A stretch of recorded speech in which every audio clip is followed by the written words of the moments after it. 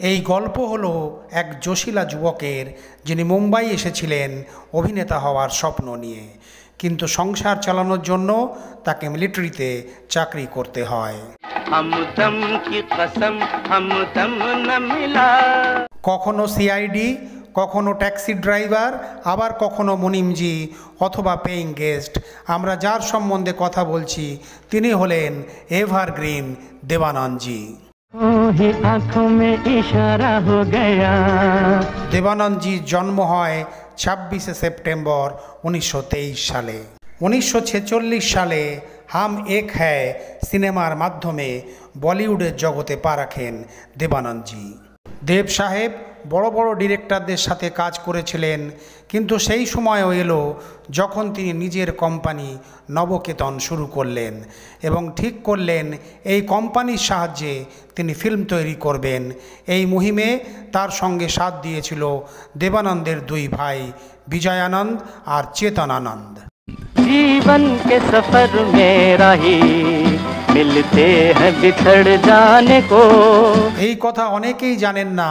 দেবানন্দজিকে ছোটবেলায় অমৃতসরের এক শরবতওয়ালা বলেছিলেন, আপনার মাথায় সূর্য আছে, তার মানে আপনি একদিন খুব নাম করবেন, আপনার নাম দিকে দিকে ছড়িয়ে পড়বে।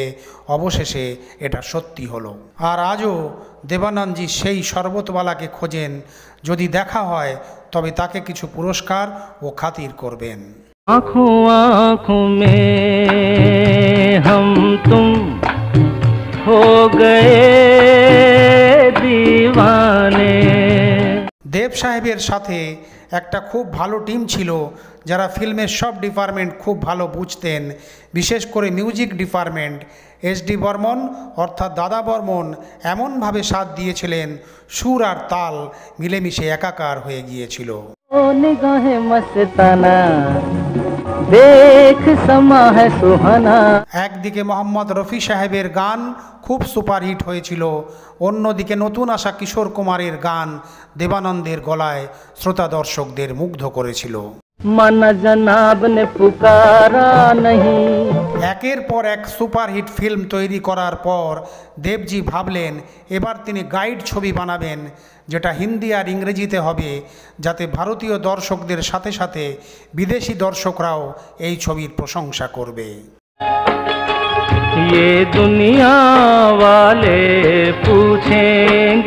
কিন্তু দেব সাহেব জানতেন না যে সত্যজিৎ রায়ও এই ছবি বানাতে চেয়েছিলেন এবং দুজন এই ছবির অভিনেত্রী হিসাবে ওয়াহিদা রহমানকে রোজির চরিত্রে অভিনয়ের প্রস্তাব দিয়েছিলেন। কিন্তু যেমন সব বড় ফিল্মের ক্ষেত্রে হয়, সেরকম গাইড ফিল্মের সাথেও হয়েছিল। একের পর এক ডাইরেক্টর বদল করা হয়েছিল, আর যখন এই ছবি রিলিজ হয় তখন রেসপন্স খুব খারাপ ছিল। কিন্তু আজকের দিনে গাইডকে এক লিজেন্ডারি ফিল্ম মানা হয়। হাম আজনবী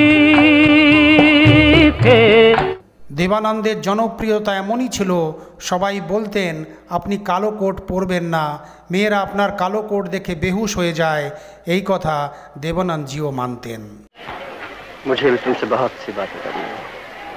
राजू, तुम वाकई जा रहे हो?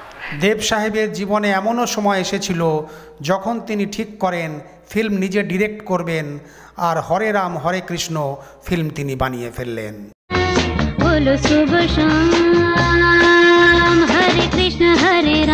দেবানন্দজিকে সবাই জানতো যে তিনি নতুন ট্যালেন্টদের সুযোগ দিতেন। জিনাত আমান আর টিনা মুনিম এর উদাহরণ।